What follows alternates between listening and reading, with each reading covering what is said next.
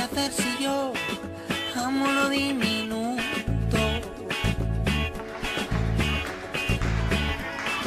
¿Qué le voy a hacer si yo no quiero que el océano sea tan profundo? No, no. ¿Qué le voy a hacer si yo en lo pequeño encontré la puerta de mi mundo?